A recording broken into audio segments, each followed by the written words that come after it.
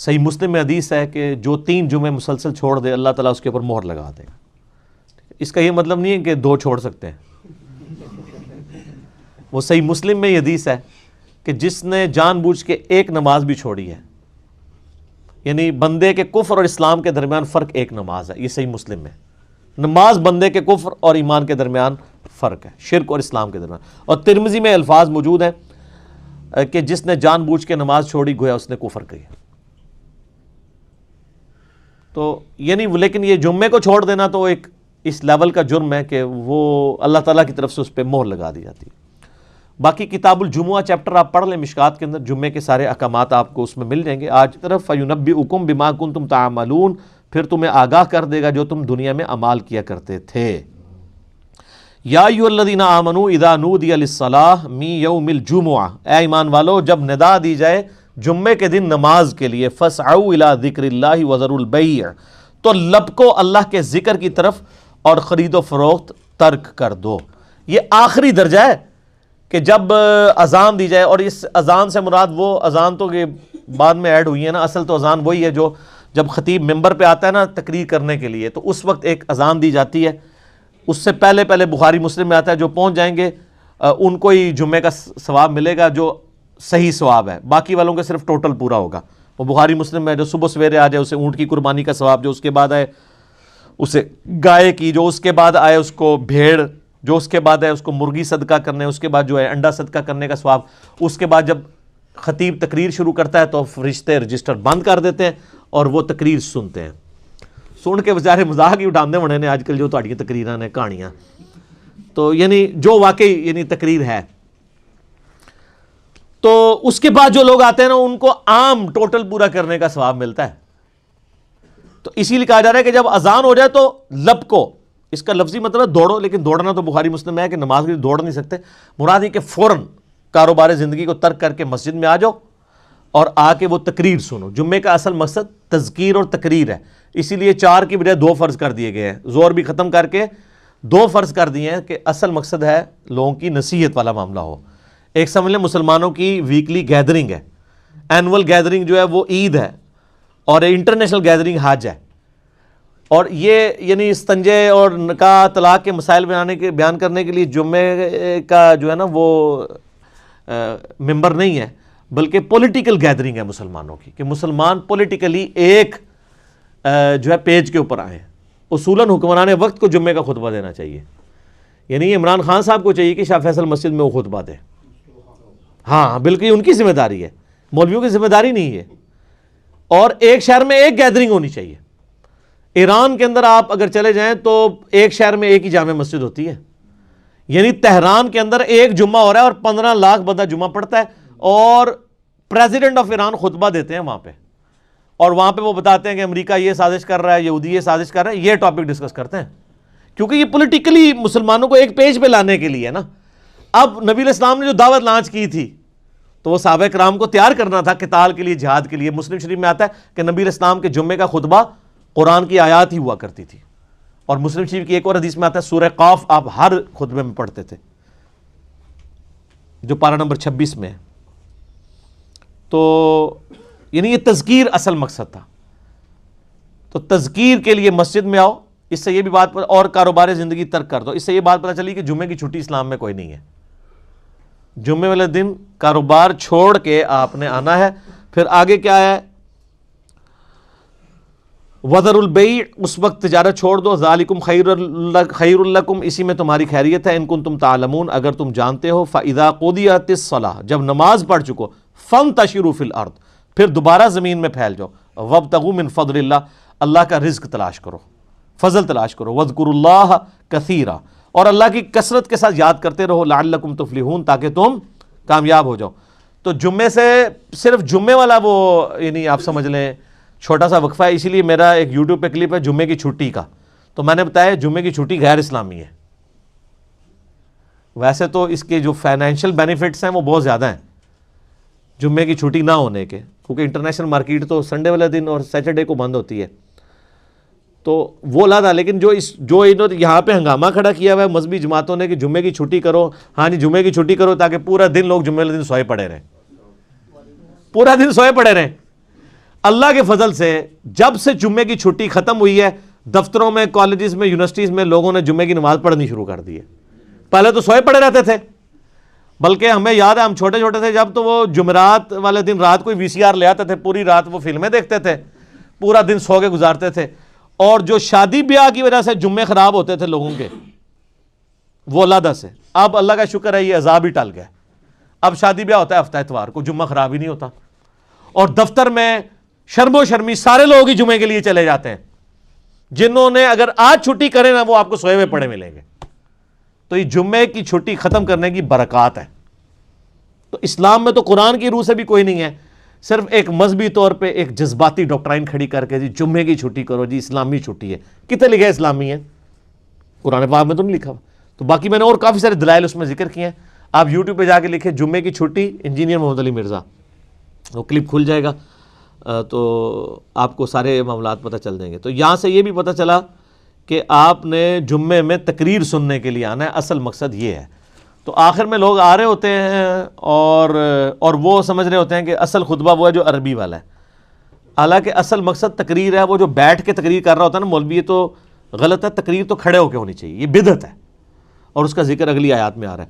وَإِذَا رَأَوْا تِجَارَةً أَوْ لَهْوًا انفَضُّوا إِلَيْهَا وَتَرَكُوكَ قَائِمًا.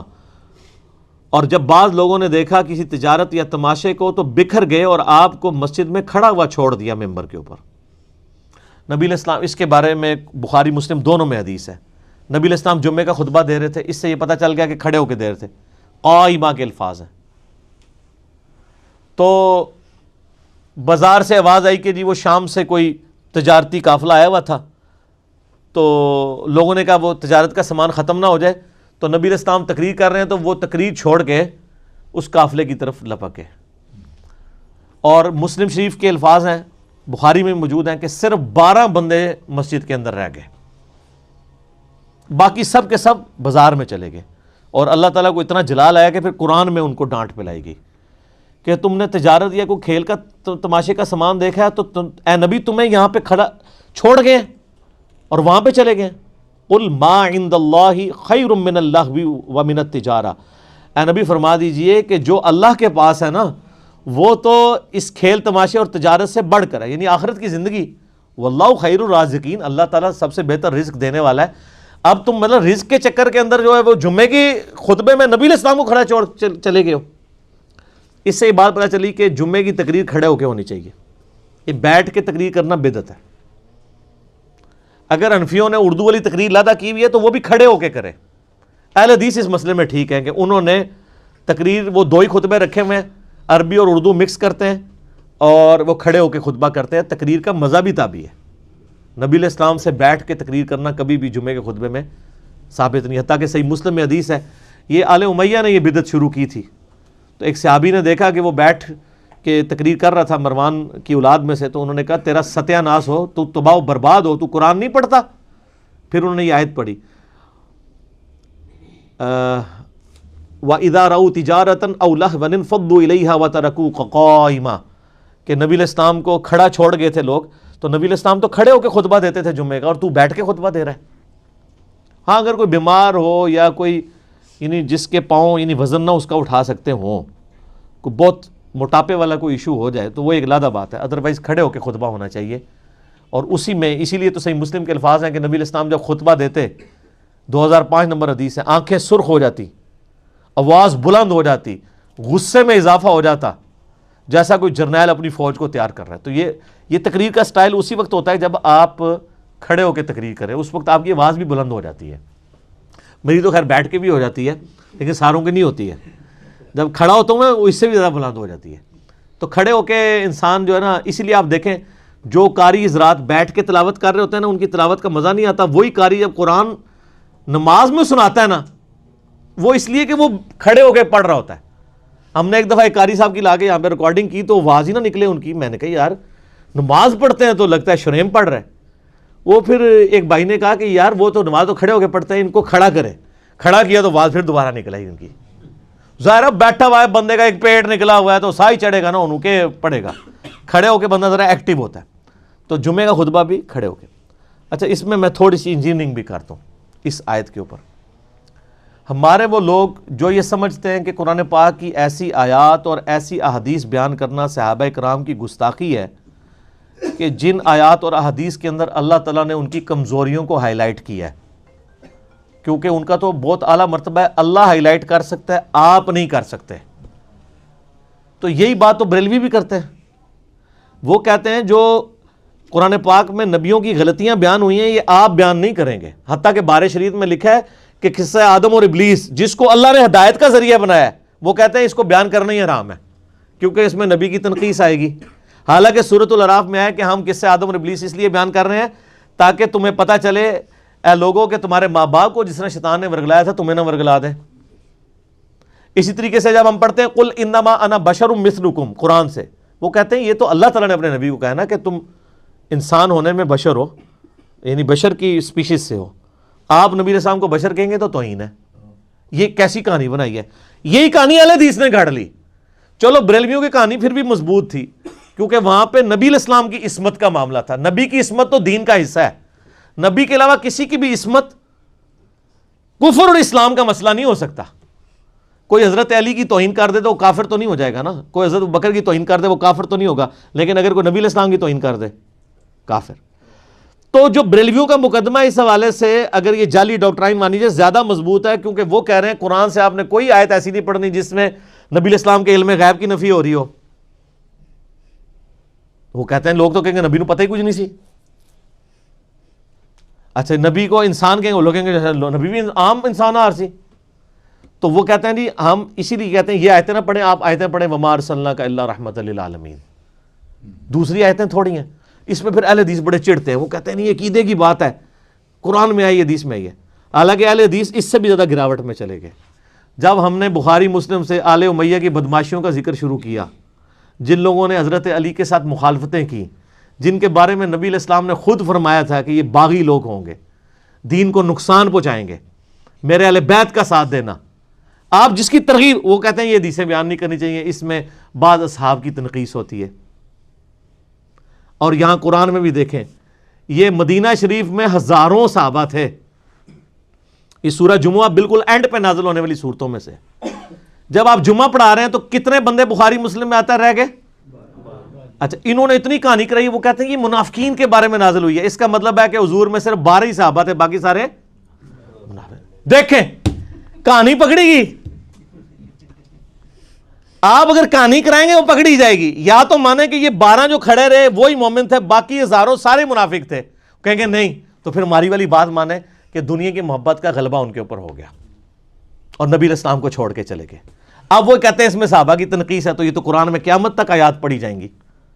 اور یہ آیات نہ صرف پڑھی جا رہی ہیں، اس کے کانٹیکس میں بخاری مسلم میں حدیث موجود ہیں.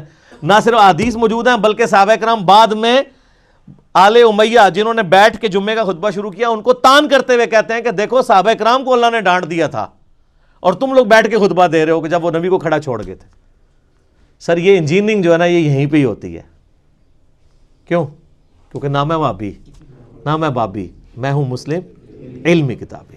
اللہ تعالیٰ سے دعا ہے جو حق بات میں نے کہی اللہ تعالیٰ ہمارے دلوں میں راسخ فرمائے. اگر جذبات میں میرے منہ سے کوئی غلط بات نکل گئی تو اللہ تعالیٰ ہمارے دلوں سے معاف کر دے. ہمیں کتاب و سنت کی تعلیمات پر عمل کر کے دوسرے بھائیوں تک پہنچانے کی توفیق عطا فرمائے. اللہم صلی علی محمد وعلی آل محمد کما صلیت علی ابراہیم وعلی آل ابراہیم انک حمید مجید. اللہم بارک علی محمد وعلی آل محمد کما بارکت علی ابراہیم وعلی آل ابراہیم انک حمید مجید. سبحانک اللہم وبحمدک اشہد ان لا الہ الا انت استغفرک واتوب الیک وما علینا الا البلاغ المبین.